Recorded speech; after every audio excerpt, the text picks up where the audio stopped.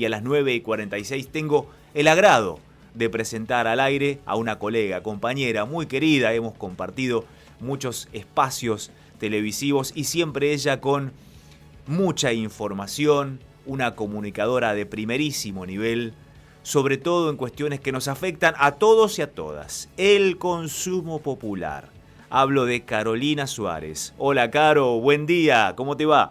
Buen día, Gaby, pero qué presentación, la verdad no sé si me merezco tanto, ¿eh? Sí, por supuesto. ¿Cómo no te lo vas a merecer? ¿Cómo no te lo vas a merecer? Muchas y muchos de quienes nos están escuchando seguramente te observan en diferentes canales, en diferentes programas y atentamente te escuchan porque siempre tenés algo importante que decir, sobre todo para nuestros bolsillos. Y hablando de eso, se conoció en las últimas horas una información muy importante, sobre todo en tiempos de pandemia, que se va a poner un tope a los aumentos en los servicios de internet, televisión por cable y telefonía celular. ¿Esto qué quiere decir, Caro?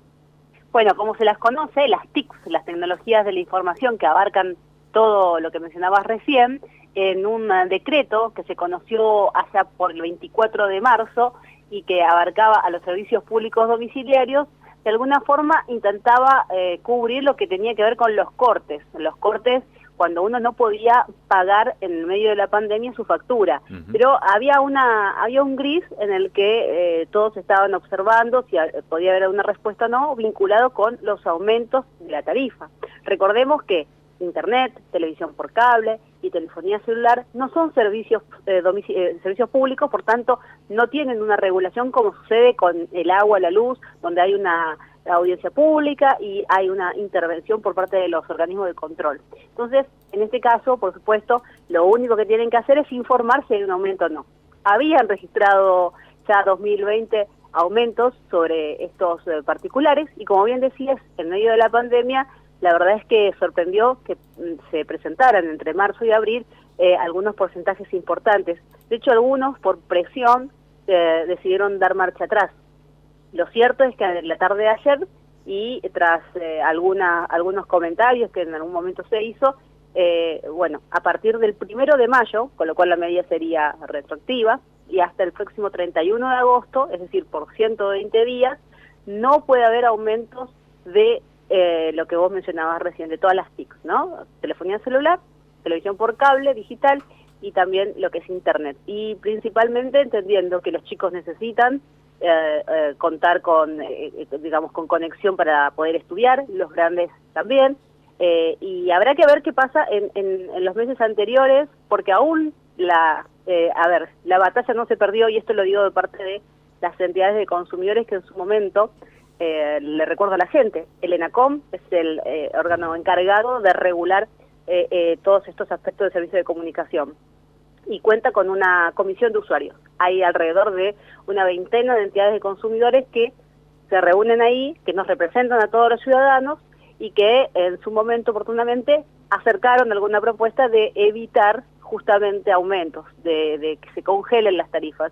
La verdad es que no había tenido un efecto tan positivo y hasta se llegó a generar, Gabriel, una polémica, porque en su momento se había puesto en la página web, se había colgado, como se dice comúnmente, una información que hablaba de la buena voluntad entre las empresas, que se había llegado a un acuerdo para evitar el aumento, y a los pocos días se quitó, nunca se publicó en el boletín oficial y además ahí se dieron los aumentos. Así que es una buena medida, por un lado, para evitar algo que es fundamental, que afecta a nuestros bolsillos. Ojalá no se hubiese llegado a esto, ¿no?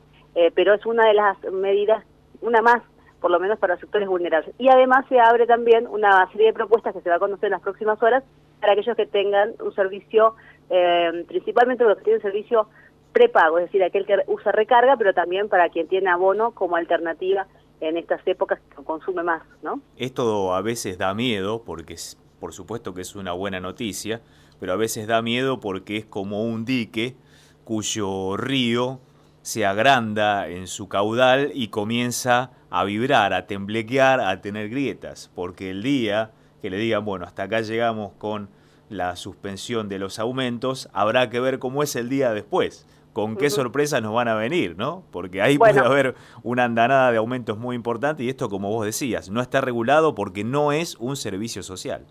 Claro, no es un servicio público. Entonces, Gabriel, justamente acá lo que se da La verdad que yo creo que muy poco se está poniendo foco sobre lo que tiene que ver con los futuros aumentos, en lo que podríamos llegar a denominar una especie de actualización cuando pase la pandemia, como bien dijiste, en algún momento se van a liberar, y el endeudamiento. Creo que es una sumatoria de dos factores que van a generar, la verdad, una serie de complicaciones, principalmente en este contexto económico que viene viviendo la Argentina, ¿no?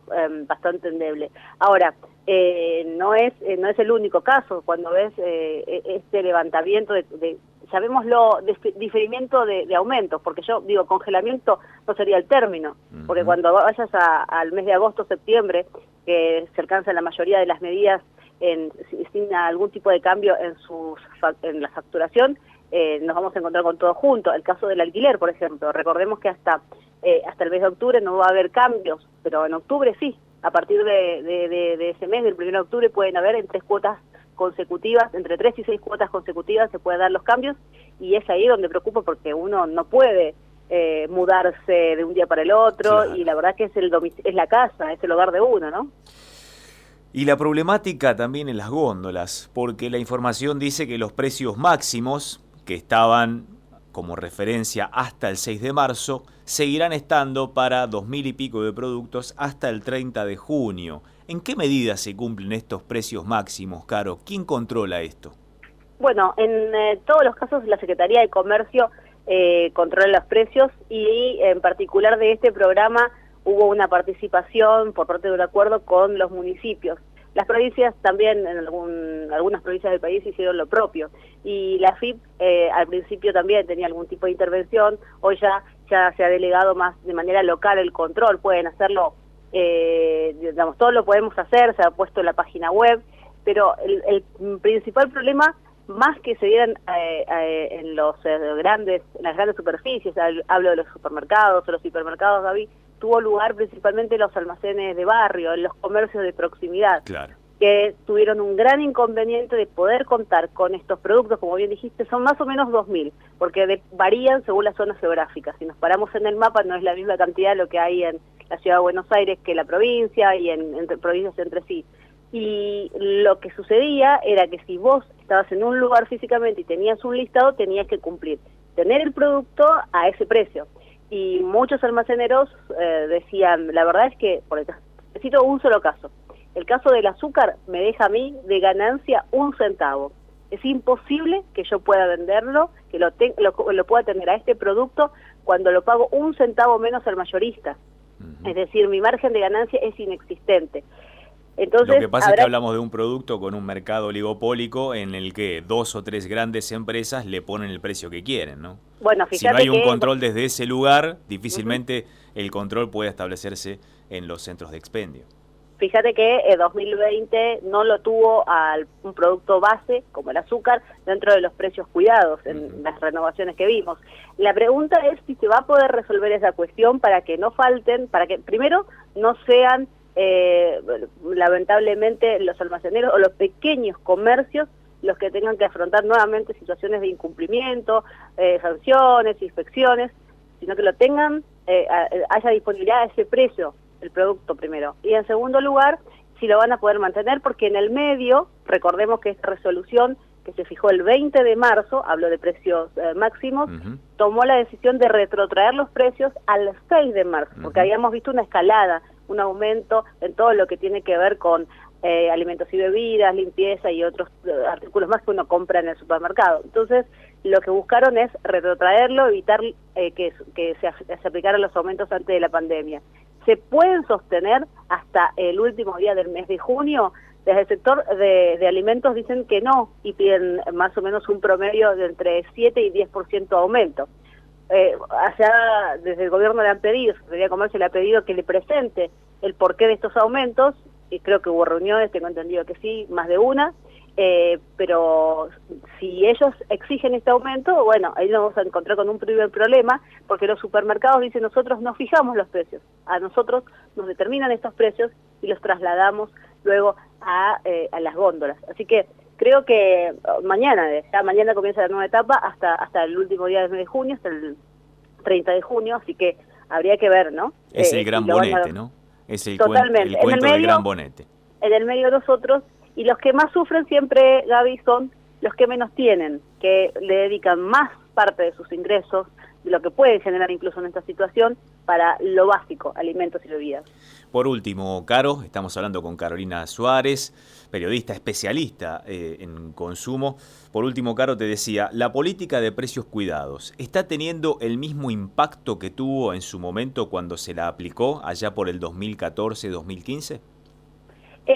Tuvo viste que tiene distintas etapas el programa de precios cuidados, y hemos visto que sí, 2020 comenzó retomándose con el mismo espíritu, rápidamente se generó un compromiso con las empresas para que puedan acompañar con el mismo producto a lo largo del año y que los aumentos no sean desmedidos. En una economía inflacionaria como la que tenemos parece difícil. Ahora, la gente los ha perdido un poco de vista. Entonces, el éxito pasa hoy por si los encuentra. Ha habido mucho desgano, lamentablemente, cuando no los ve en góndola y descree, pero siempre está presente. Es un producto que está ahí, es un programa que uno lo conoce y está, pero ha perdido la fuerza de saber que tengo que encontrar el producto de precios cuidados y está.